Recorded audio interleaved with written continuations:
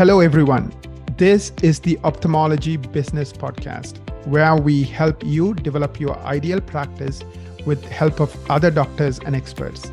The topics we cover include marketing, management, leadership, recruitment, HR, mindsets, and more. I am Naren Arul Raja, the founder and one of the co-hosts of this podcast. Every listener of this podcast is welcome to join the Ophthalmology Business Academy, www.obacademy.org. The membership is on us, and it's our gift to you.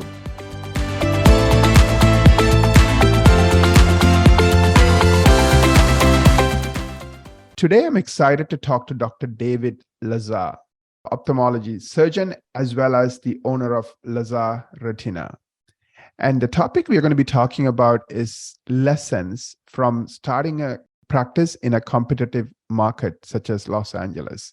Everything he learned that perhaps you can benefit from, regardless of what stage of career you are in.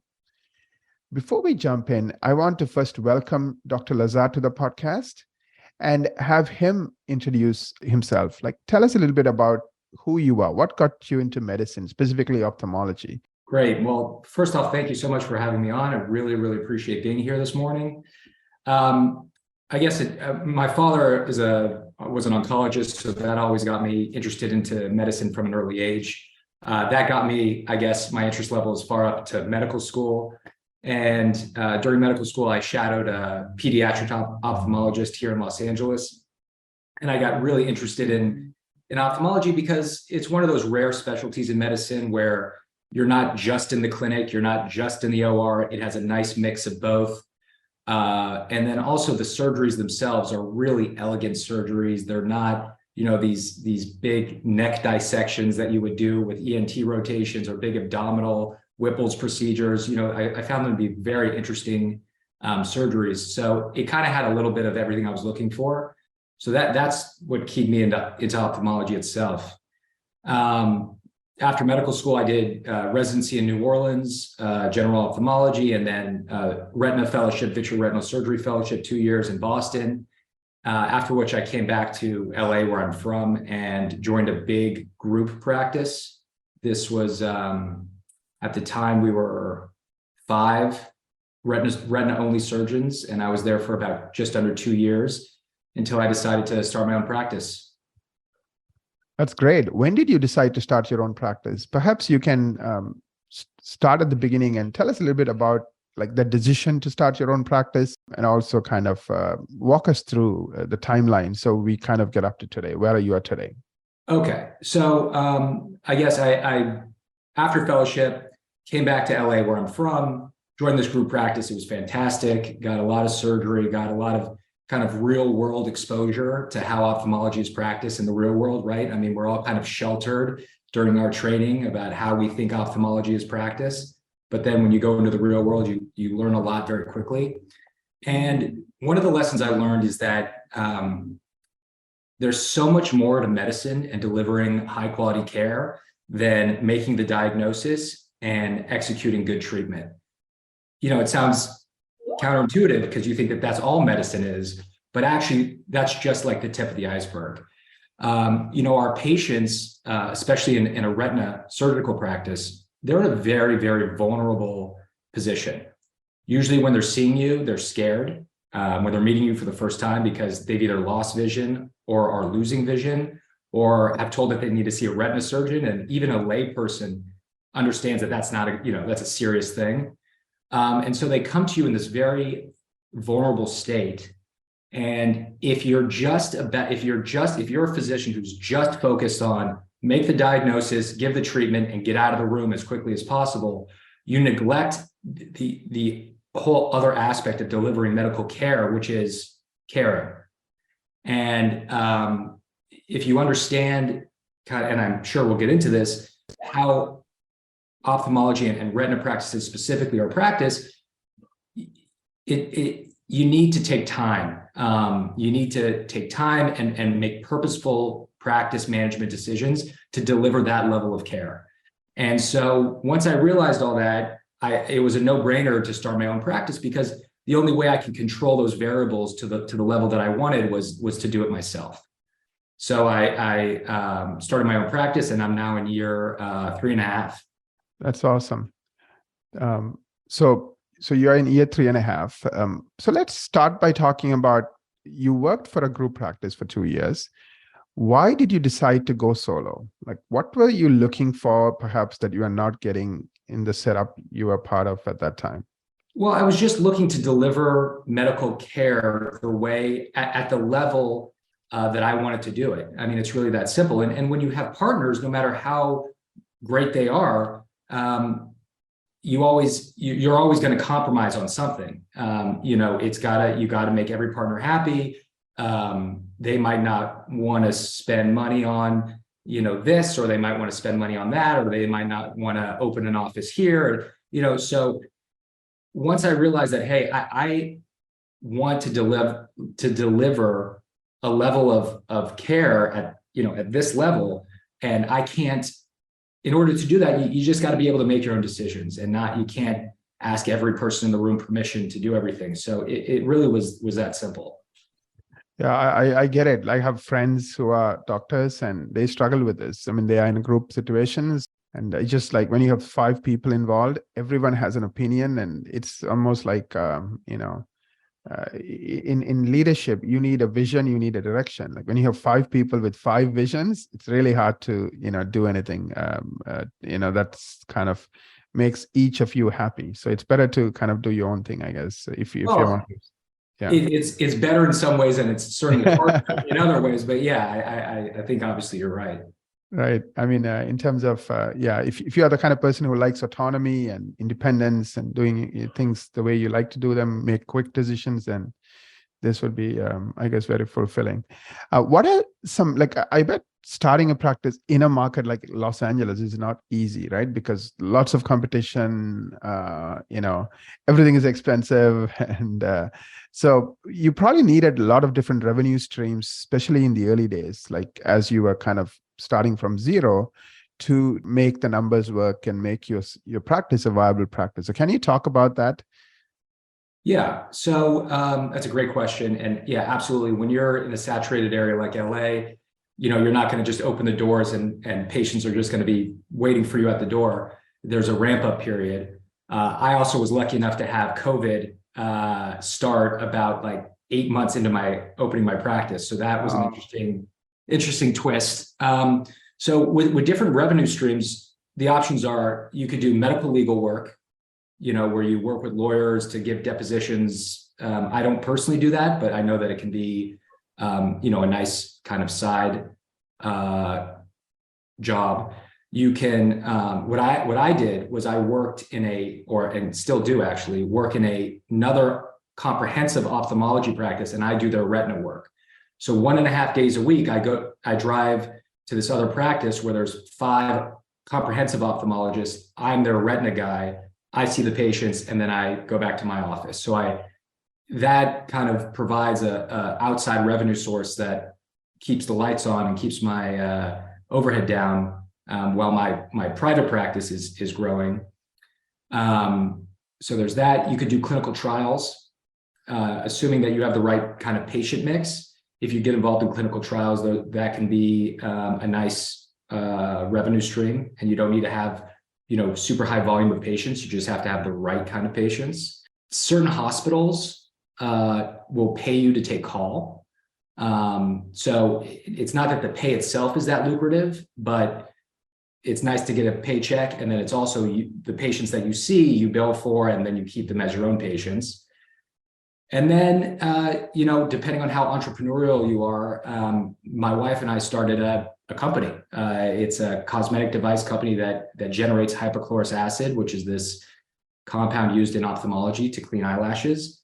And we've done that on the side, and we're growing that and, making sales, and it's finally starting to generate revenue. So that's just for the extra, I think, for the overachiever. I don't think that that's necessary. And it certainly was a lot of work, but. Is your wife a doctor, or she has a more? No, she has a big business background. She was, Wharton, Columbia Business School kind of deal. So she's the brains of the company, and I'm just kind of the medicine side. So it's been a good partnership. Great. Does she help you with your practice? 100%. Right. 100%. So she helps you with strategy and things like that, or does she even get into management and like operations day to day? Everything that you just mentioned. One of the biggest things about solo practice, right? Not having partners and also starting a practice from scratch, which they don't teach you in medical school, is that you make a lot of assumptions, right? You don't know, right? And something that my wife has taught me is that you have to test your assumptions before you implement them. And that I give her total credit on that. And so, for example, when I was looking at office buildings, okay, which office building should I join? Should I join this office building over here or this office building over here? Well, this building over here had no other medical doctors. Okay, it was mostly accountants and dentists and that kind of thing. And the rent was cheaper. Or I could join this building where there was other ophthalmologists, very, very prestigious ophthalmologists, and the rent was a lot higher.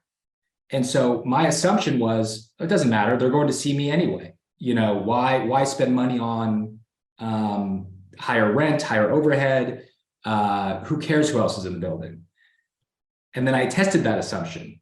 And I surveyed about 50 other doctors. What do you think? This, that, and the other. And I ended up going with the in the building that has other ophthalmologists because I just felt that it would help lend credibility to the practice and kind of, obviously there would be referrals that would go through the building, and I ended up paying more for rent and overhead as such. But it was an assumption that I made that was, and thank God I tested it because it's been a great building. I still didn't understand. How did you test it again? Like, how did you? I just surveyed.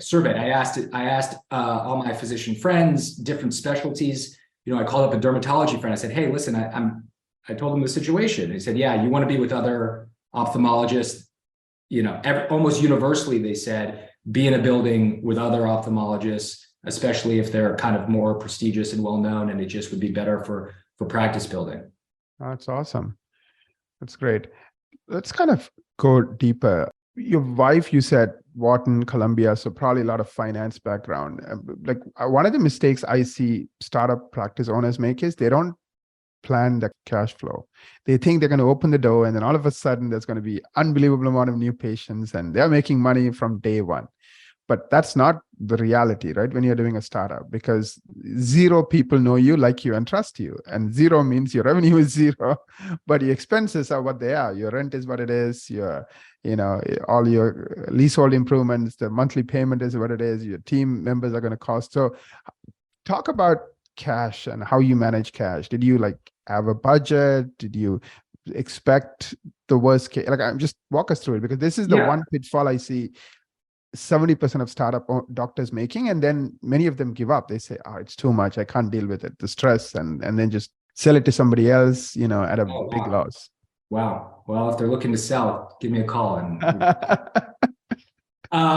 so I didn't pencil out, I'm going to need this amount and this amount, because there's so much there are so many unknown variables in terms of costs that come up that you just can't possibly account for all of them in the beginning, that is. But I did do this and it really helped. So when I negotiated my lease for my office, for my space, I told them I had to sign a 5-year lease. They wouldn't even let me in the building unless I signed a 5-year lease, which, whatever. It was something, separate topic.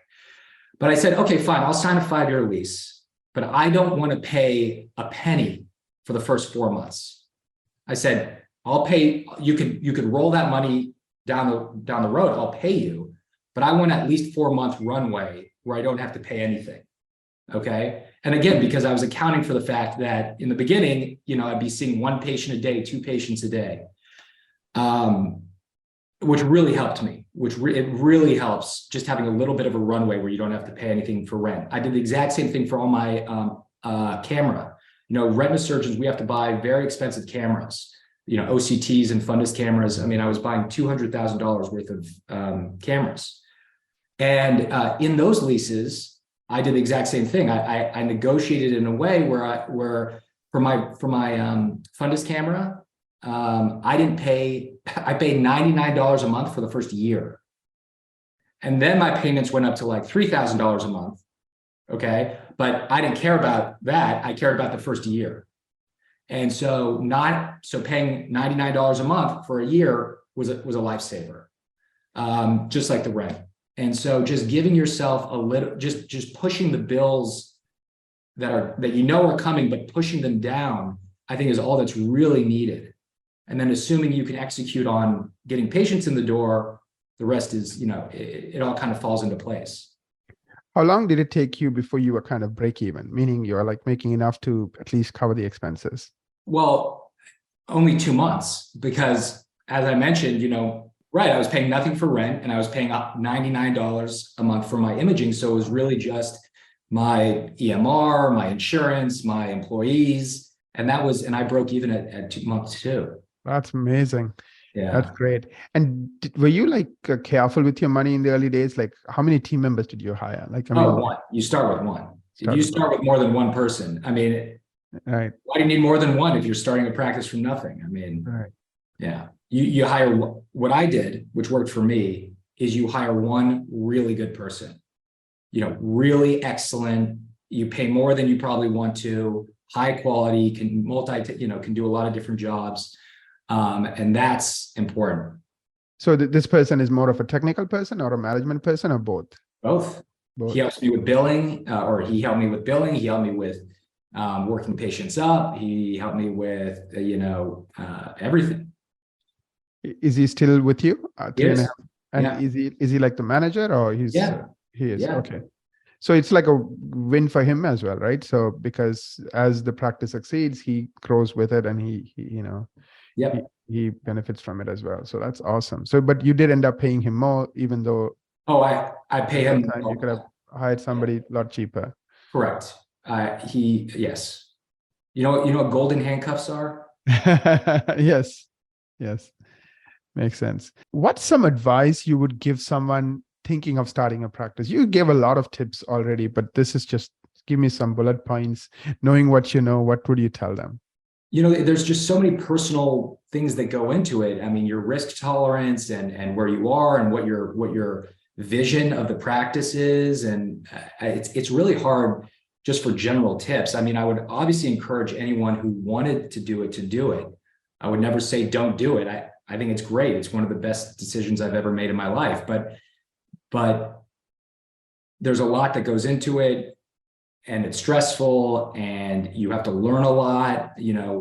So I would just say go for it, and just understand that no one is taught any of this stuff in medical school. So you have to just be flexible and learn as you go, and ask a lot of questions. And that's all I did. There's no like secret sauce. It's just ask as many questions, talk to as many people who have done it.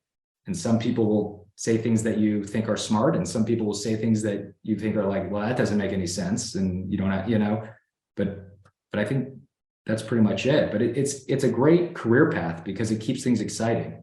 Two questions. One is, did you spend a lot on leasehold improvements?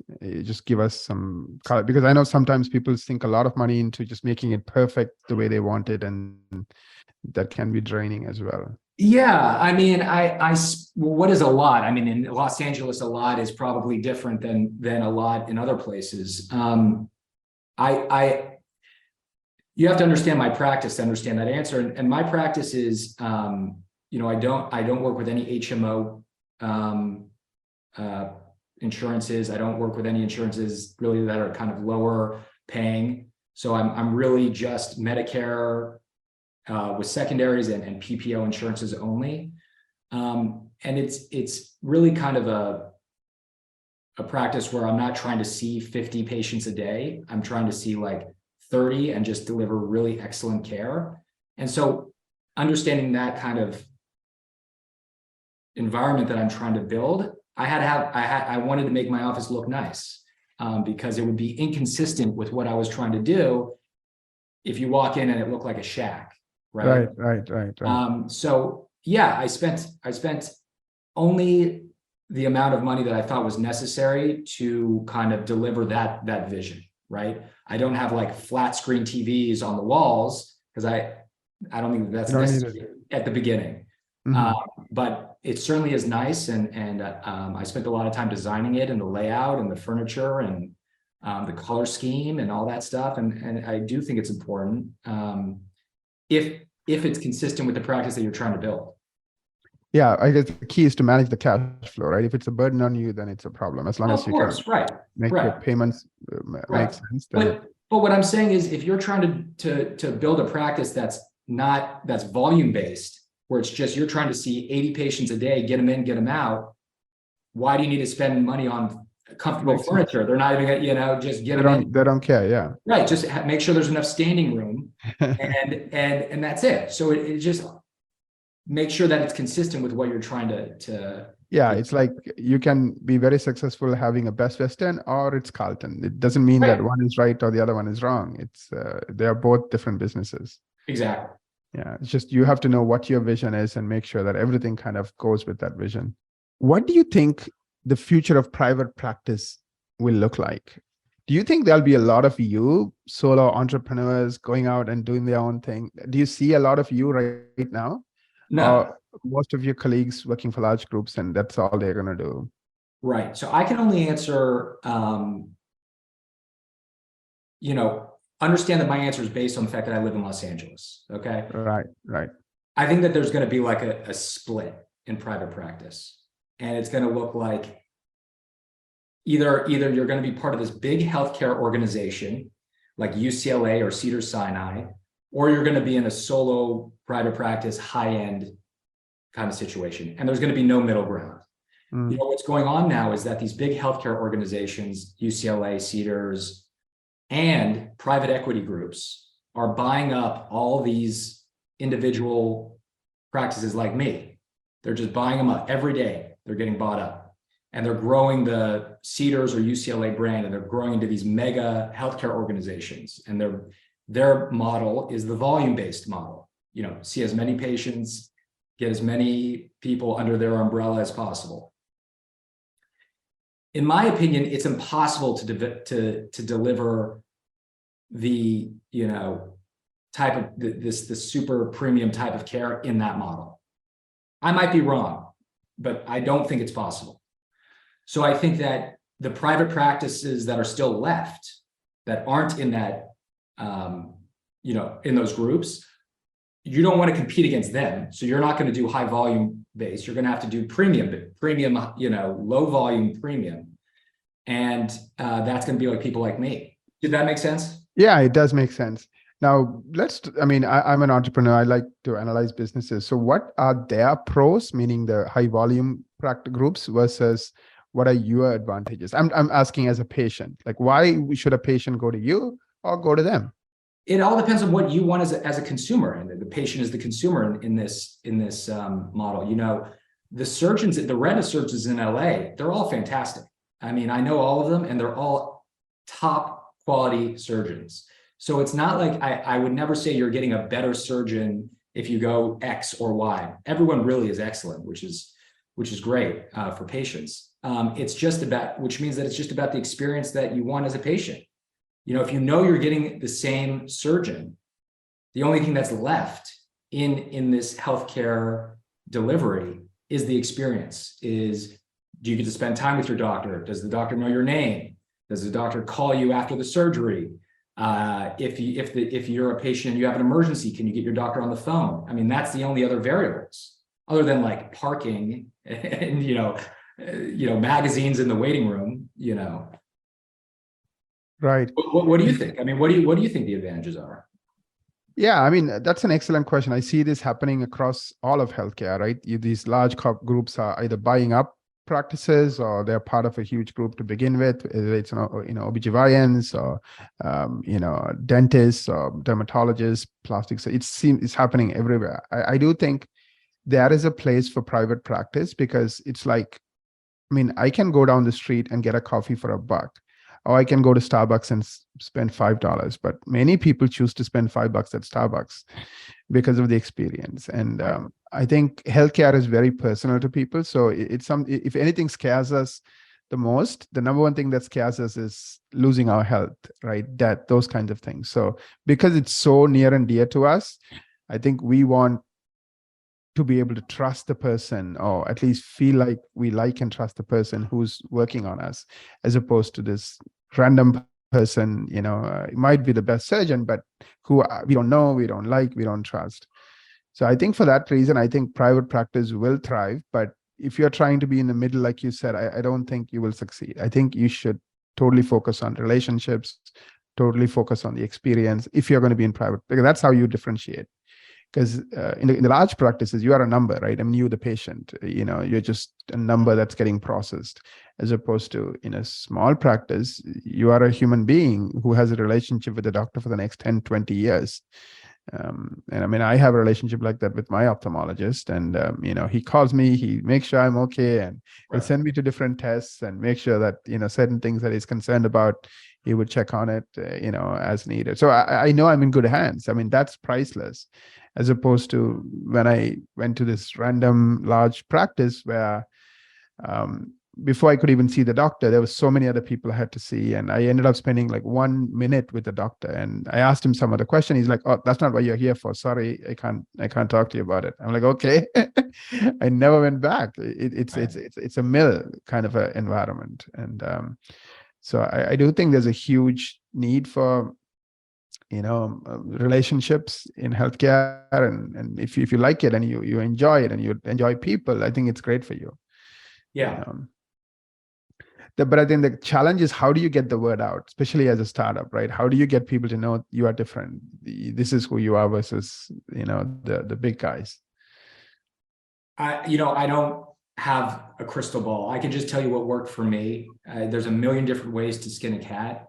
I just did it by knocking on doors. I just went in person to all the practices, optometry, ophthalmology, internal medicine. And I would just, when I was not seeing patients, I'd be driving around LA, knocking on doors. "Hi, I'm Dr. Lazar. Here's my card." And, I would take 30 seconds of their time. I wasn't trying to sit down and, interrupt their office flow, but I just did that. And it's really tiring, and it is,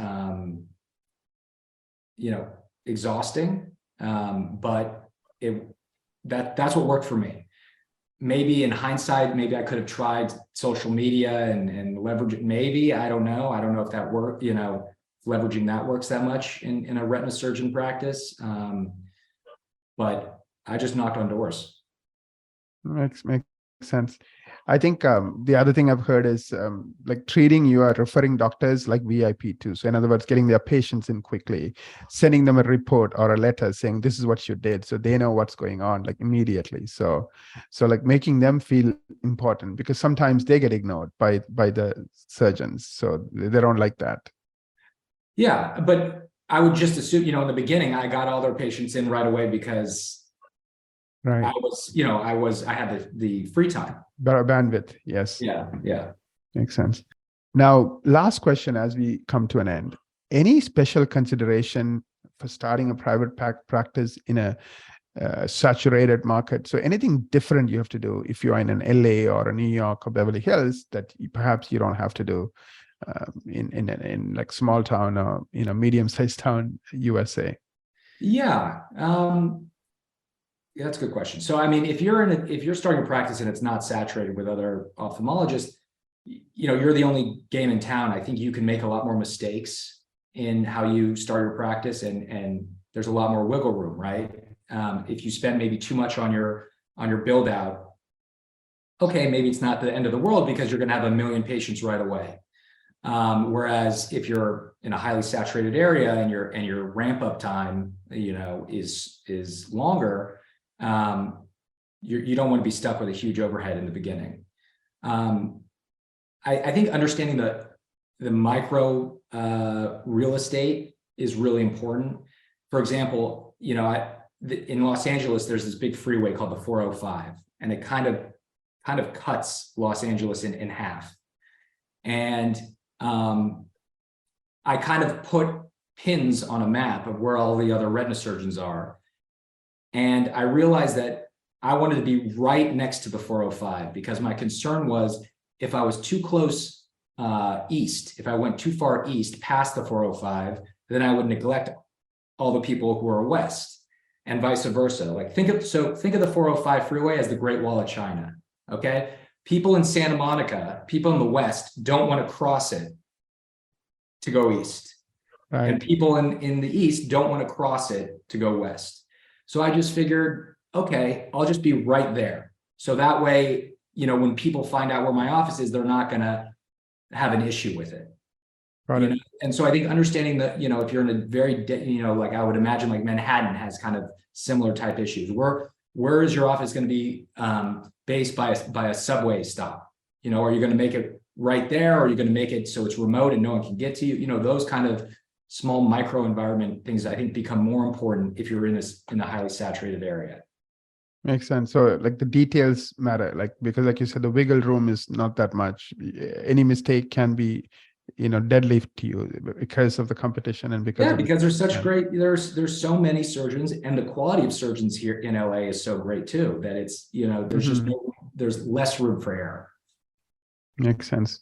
Thank you so much, Dr. Lazar, for joining us today and sharing your experience and wisdom. I know it takes a special kind of a person to, talk about challenges, right? It's easy to talk about victories and how smart you are and how great you are, and appreciate you kind of bearing your experience. And it's not easy to start a business, especially during COVID, especially in a market like LA, and just swimming with your wins and your failures. So thank you for that.